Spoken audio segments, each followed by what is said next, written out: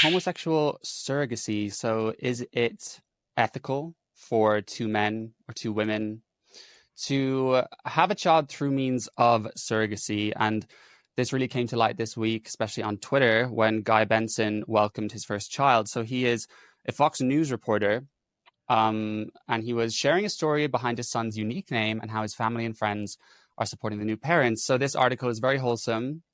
Everything he was putting out there was very sweet. But I'm going to stop there. What are your thoughts on this, Daniel? I mean, I don't I don't really like automatically see an issue with it because of the Mm, simple fact that like straight people can be bad parents too. I mean, we hear it all the time that like there's some sort of issue where a child is being abused and CPS has to step in. And for the most part, if we're going by the logic of the fact that straight people are the biggest population on the planet in terms of sexuality wise, then statistically speaking, obviously they're going to have more issues relating to problems with CPS and like child protective services and like abuse cases because they have the most children. So there's more evidence clearly to state that it can be a little bit more dangerous for a child to be in a straight household, which is why I think that considering sexuality in general is just ludicrous because a bad parent equals a bad experience for the child and not necessarily the sexuality itself. You get what I mean? mm.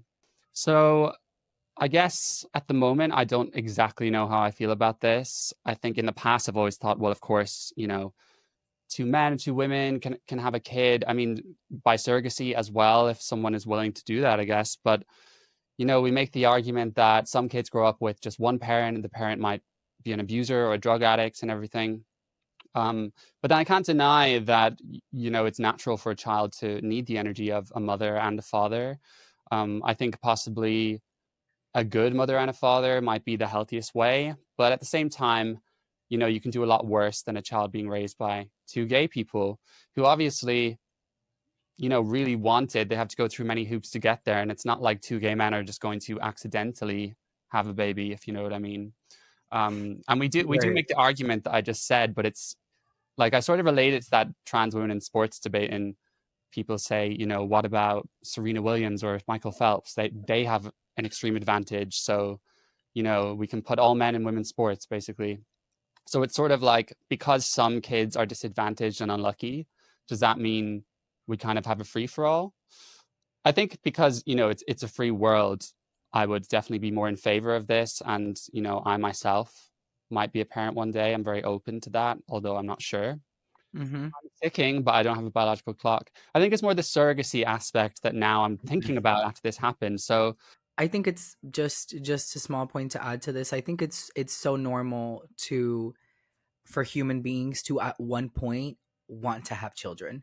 Regardless mm, of your gender, I think that it's natural for us to want to procreate, regardless of gender. And I think that regardless of two men or two women in a relationship, either way, there's going to be a want or a need to want to have a child at some point. It doesn't hit everybody. Not everybody wants to have children, but it never fails when you hear people that say that they don't want children. I don't want kids. I don't want kids. And then they get to mm, a certain age and suddenly they want kids. So it's biological in all of us. We are literally made to procreate. So it's not surprising that, even two men want to have children, if that makes sense. mm. Yeah, I completely agree. I think it's more within the gay community that it's sort of looked down upon to want kids. I think a lot of people sort of throw it aside, and don't consider it in a social way. But Mm-hmm. I do agree. I think it is probably quite natural for a lot of us to want to have offspring. It's literally the reason why we're all here. Why we're all here, and we've evolved. We are animals. Right. Um, but Guy Benson obviously came out with this story expecting people just to support him, and the Twitter mob descended. So I was surprised when I looked through these how the majority of the tweets are actually very negative, but Twitter is always going to be skewed. So the kind of things people were saying, buying and selling human babies is deplorable. Why are these men removing a baby from what it needs, its mother? He bought a child, sick, evil, and it will remind me that some people think it's okay to traffic babies. And not only this, but one person for audio listeners, they posted a link to the New York Post recalling an incident of two men, two fathers who had two kids, and they actually were convicted and charged because of the most heinous type of abuse and also pimping out their kids. So obviously, this is giving some of the right wing conservative people. I'm just assuming that's where they're coming from here, but you know, they go from one extreme to the next. It's not just a child needs his mother. I can respect that. If that's what you think, I totally respect that. I'm not a mother. I'm not a woman. And I don't know what it's like to bear a child and to breastfeed and everything like that. So I can respect that. But equating two men having a kid, then just recalling some freak case of parents that did this is insane to me.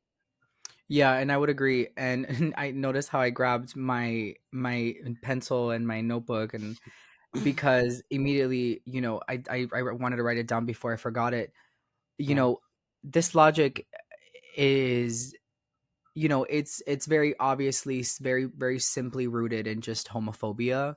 Like Mm, I don't like to play that card often of like this is just homophobia, but it just is homophobia, simply put. Like by this logic, we are, if we're thinking this way, we're basically, it's totally okay to take the mindset of fostering a child is kidnapping. It's easily, you can kind of just arrive to that point from this mentality, because again, at the end of the day, it's natural in all of us to want to have children. And so it is a completely natural progression of things that when somebody gets towards to a certain age, they hmm want to procreate, they want to have a mm, child, they want to foster a child, they want to have a surrogate. you know when you go through a surrogate, it's a very extensive process, and there are people who quite literally make it their lives to be surrogates for other people. It's their career, it's their career, it's their source of income. Basically, there's a lot of people that do it by their own good nature. There's people yeah. that do it for the finance, there's people that do it because they want to help other people, but Mm, it's typically something that's done for other people. It's voluntary.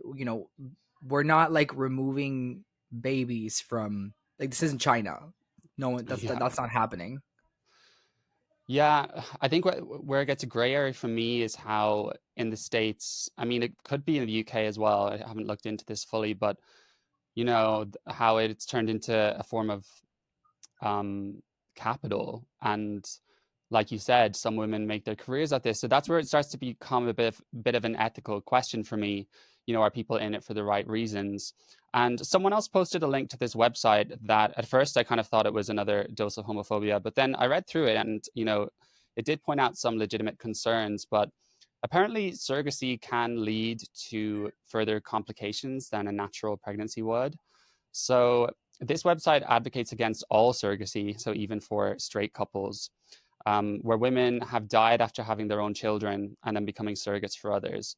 So apparently, according to this, 85% of surrogacy pregnancies involve the transfer of multiple embryos, dramatically increasing the risks to the surrogate's mother's health. Surrogacy pregnancies also use donor eggs, even though egg donor pregnancies pose dramatically greater health risks to surrogate mothers. So this really wasn't something I was aware of. Um, Even for a straight couple, apparently surrogacy results in more casualties from birth. And again, just thinking about that whole financial aspect, that's where I start to become a bit, hmm, I mean, there are other means, and adoption is one of them. Right. I like to, unless there begins to be a pattern and there's a reported pattern of an issue, I like to take things with a grain of salt, depending on what we're talking about. Because, one moment there is an article that comes out telling you that, you know, drinking coffee is bad for your health. And then the next moment, we get an article saying that drinking coffee is good for your health. And then one moment, we're told to, trust certain vaccinations that are given to people in booster format. And then other moments we're told not to trust those same vaccinations because they are now, literally causing issues, heart problems in young men. Mhm. Um, And the science seems to be always changing in favor of where the money goes. And Yeah. so I choose to believe that regardless of whether the article is in favor or against, again, unless there begins to be a pattern where this is something that we can actually document and be sure of, I Hmm. don't know. I don't know. I don't know because, you know, while definitely surrogacy isn't the only option, you Mm. know, celebrities do surrogacy all the time and somehow their babies always end up fine. It's kind of weird, Yeah. you Yeah. know? Yeah. It's a very good point. And whatever side you're coming from, and it's always divided into kind of left, right, pro-life, pro-choice, there will always be a number of statistics and arguments to back everything up. Instead of sort of looking at everything on a case by case basis or making that risk assessment. And it's like you said before, I think the right really loses credibility when, they talk about all the pertinent issues like transitioning kids, trans women in sports, that kind of stuff. But then they go so far to say any two men having a baby is, they are somehow pedophiles, sexual deviants. They're really not Mhm. helping themselves, because if people could just learn to meet in the middle and say, do you know what? This is the fight we need to fight. And then that other thing, I may not love it, but it's not the focus. But they kind of lump everything in together, and then it's not like the left is going to listen to them when they say stuff like that. Right. Right. I agree.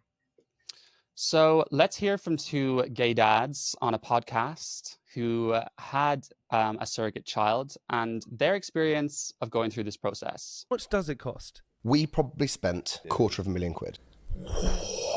It was the first time we were meant to go to America, and then we couldn't because of COVID. So we ended up working with a clinic in San Diego, and we went to Mexico. I mean, we were slightly knobheads at this reason as well, because I wanted to make sure that we knew who the egg donor was. I wanted them to be super fit. You go to the bar and you go, I'm going to procreate that person, right? That's your choice as a human. I wanted to find someone that I know is going to be absolute smoke show. Basically, we chose Emily Bratanowski. So there's a company in LA, and they have a company that basically is supermodels who are Ivy League educated. So they have to have gone to like Brown, Columbia. No. I went to Columbia. That feels a bit strange, is it not? Or no? It's a bit prostitute-y, isn't it? I think it's quite fabulous, but the eggs were terribly expensive, but we got a Brazilian supermodel. Yeah, mm, that's that one for me there is a little interesting because the older that I get, and I know that things are a little different for you just because previous conversations that we've had, but the older that I get, the more religious that I become. It's like the opposite for what it usually is for a lot of people. For a lot Okay. of people, the older they get, the less religious they become. For me, it's been the opposite. The older I get, the more I am attracted to God, and I am pushed more towards doing things not just for the greater of myself, but just for the greater of everybody. Mm. I don't consider myself a Bible thumper, like people Hmm. like to say. But I do believe that there is a God for multiple reasons, spanning a lot of things, but primarily this world is too perfect for it not to have been perfectly created for us. That's just what I think. And because of that reason, I take issue with this because it's almost like playing God. It's Mm. almost like you're trying to spawn like your perfect video game character, and I think that's wrong, like really wrong.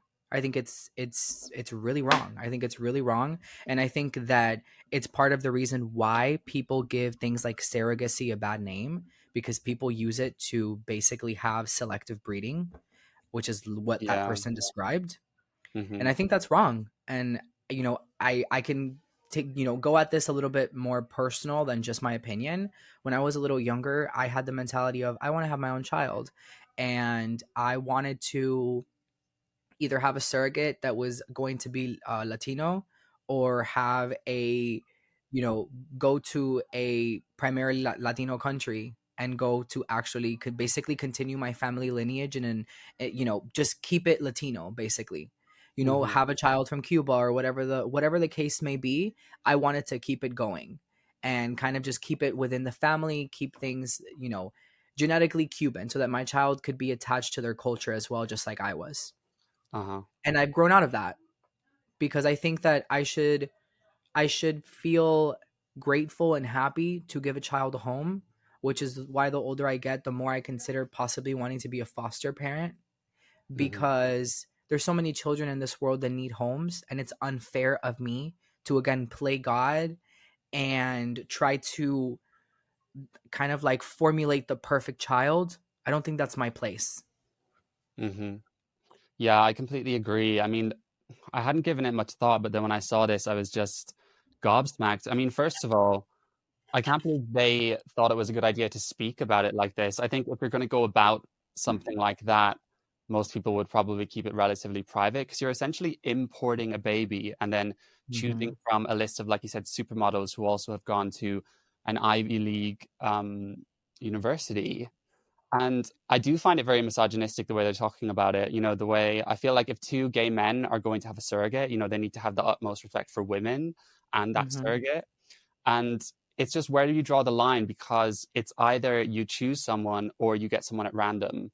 Because as soon as you start choosing someone, there's going to be some parameters that you're going to look at. And then it's going to be this sort of designer choice. So, but I can also empathize that people won't just want to do eeny, meeny, miny, mo on a piece of paper and then say, okay, that's going to be our child's mother or surrogate in Mm-hmm. this case. So I feel like where I'm at the moment is surrogacy. I feel I'm I, I'm not comfortable with the how it's become, you know, a capitalist venture. It's just kind of like, you know, in the States as well, the whole pharmaceutical industry and healthcare, it's all capitalist. You know, we don't have Mm-hmm. any public.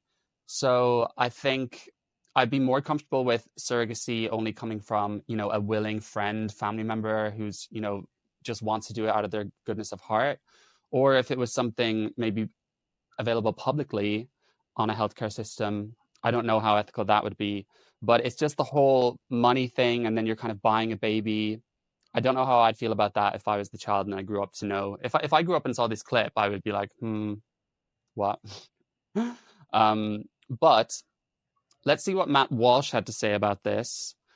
So he's a right-wing commentator from the Daily Wire, Mm-hmm. and he compared two gay people having a kid to forcing a child to grow up with a missing limb. When a homosexual couple's unable to have children, none of them are able or have ever been able or ever will be able.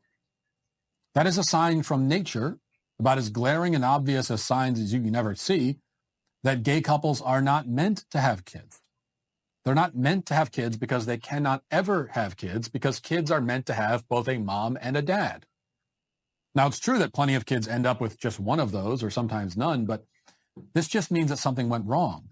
In that case, you do the best you can to compensate. But with surrogacy, we are designing children from the outset to be motherless or fatherless.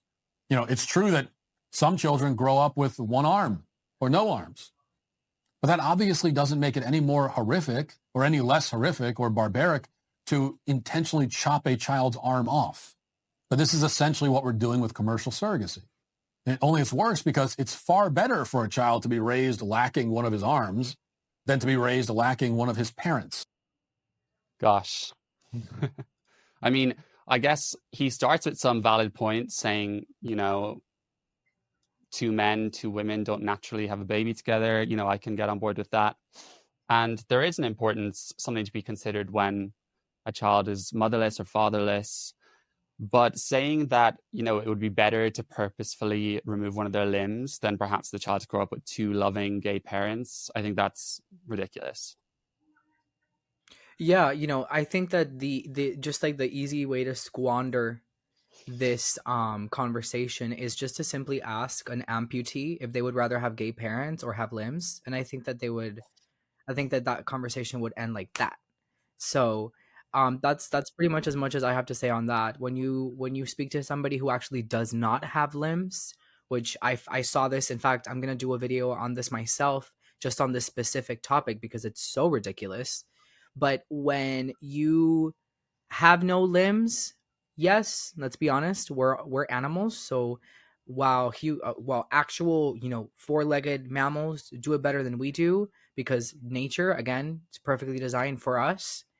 Mm-hmm. It's a little harder for humans, but either way, we still adapt because we're animals. So we still find ways to adapt. We have quite literally created a medical field around giving amputees the ability to walk again through prosthetics and such. Ask any of them. Go to a trauma clinic and ask any of them. Ask any of them this question: if they would rather have all four limbs or a gay parent. Well, you better be careful there, Daniel, because they'll accuse you of being ableist. I But mean, yeah, yeah. I guess. I think these days they accuse you of a lot of things, but I feel like the only thing that you can accuse me of is not having common sense, and I'll take the high road on that one.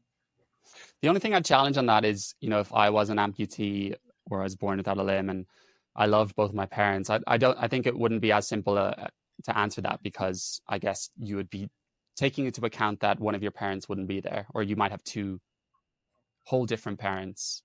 And I guess. I mean, they could get divorced at 40. They come out at 40 years old after being married for 30 years. I don't know their story, this hypothetical couple, but if you were asking me the question, if I had no legs, I would very easily be like, sure. I don't care. Maybe my parents would also say themselves that they would rather be gay than me have no limbs. So, Well, that's what I say. if there's anyone that this situation applies to, please let us know your thought in the comments below. Right. Hopefully neither of us offended you. But look, I think, to wrap it up, my thoughts on this whole thing is adoption is a lovely thing. And especially, when you give the argument of, oh, well, just because a child grows up in a traumatic household doesn't mean that we should purposefully have kids without a mother or a father.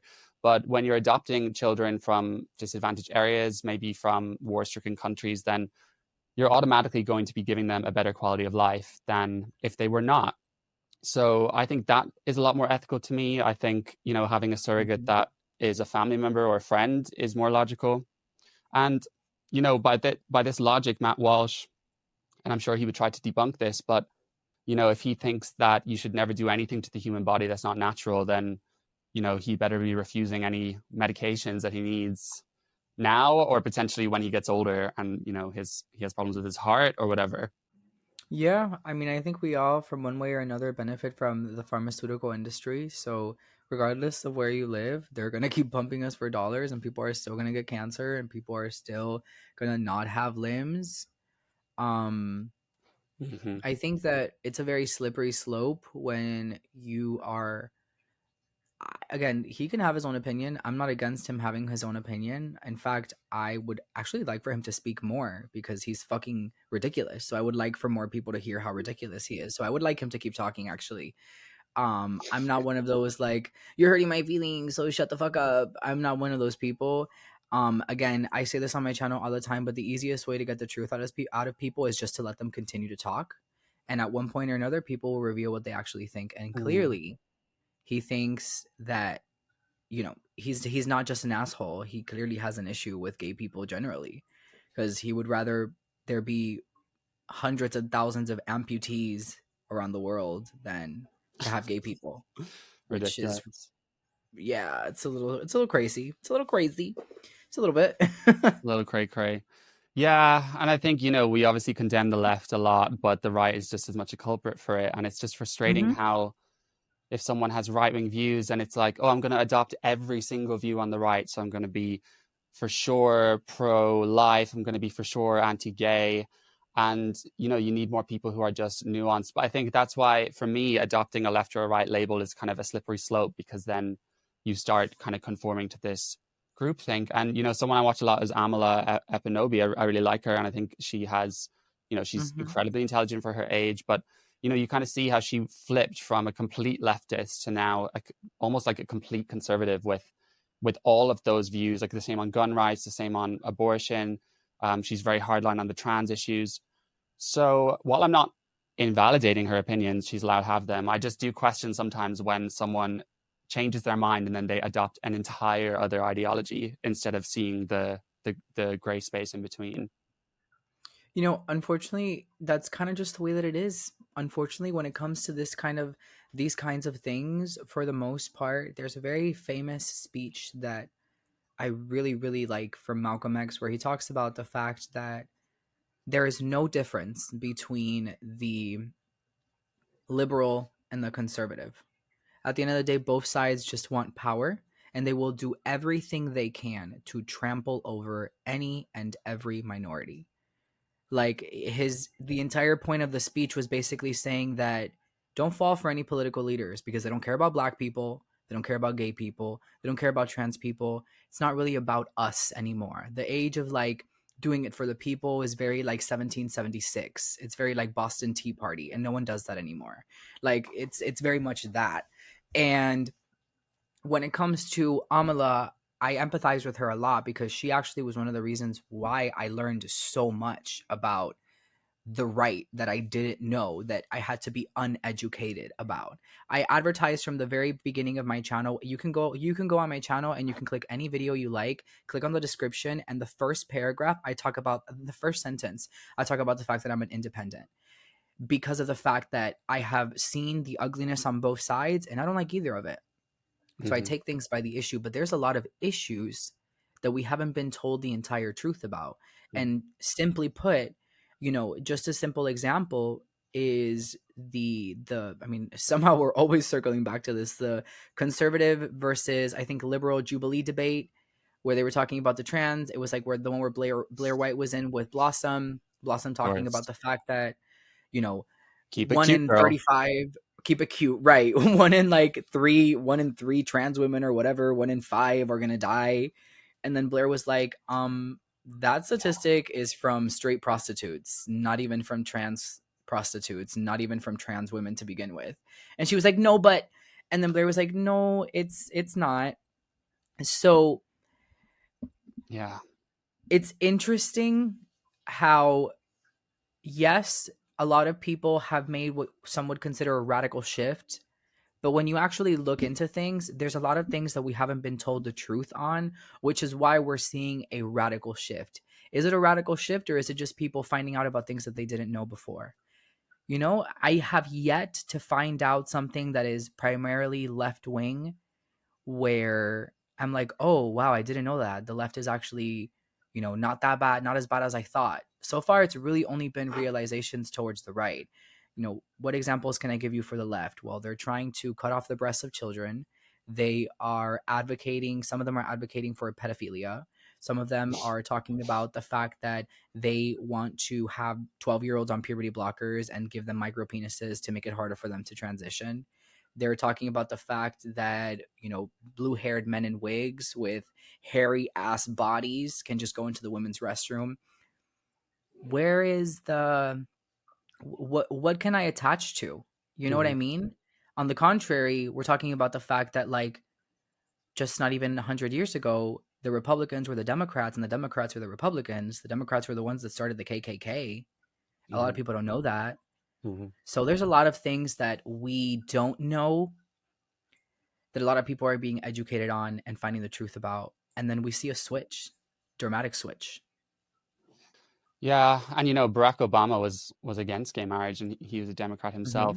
I guess my thoughts on So is that Joe. are, my thoughts on that are, when we talk about the left and the stuff you said, you know, those issues are completely correct, and a lot of liberals in America believe that. But, you know, I don't even really describe that as the political left anymore. It's kind of just these insane left woke ideas that don't even make any sense. And, you know, the whole left ideology is for the many, equality, sort of lift up everyone so that we can try and be more equal. And then right fundamentally is, you know, it's your responsibility as an individual to make your life great. And I definitely think that there are yin and yang that we need as a society. I think naturally humans are competitive. And when you're competitive, that's more of the right-wing streak, because you want to be the best and you want to, you know, build an empire, and that's fine. But then also, as humans, we are tribal and we like community. So that's more the left side. And I guess with all these conversations, I want to make sure that I don't forget how left-wing politics can have good elements, but none of them are being looked at right now because everything is about these social justice issues. But, you know, there have been great schemes in the UK, like providing social housing to people. I don't believe in just giving everyone everything they want, you know, with no merit, but I do think that some people are from very tough backgrounds, and if we're a prosperous society, we can try our best to give them, you know, a foot up the ladder. So I think that's the issue, is that, you know, we're kind of condemning both sides, but hopefully we can kind of bring back the classic left. And I think if I had to pick a label, you know, maybe I'm more of kind of a classic liberal in that sense.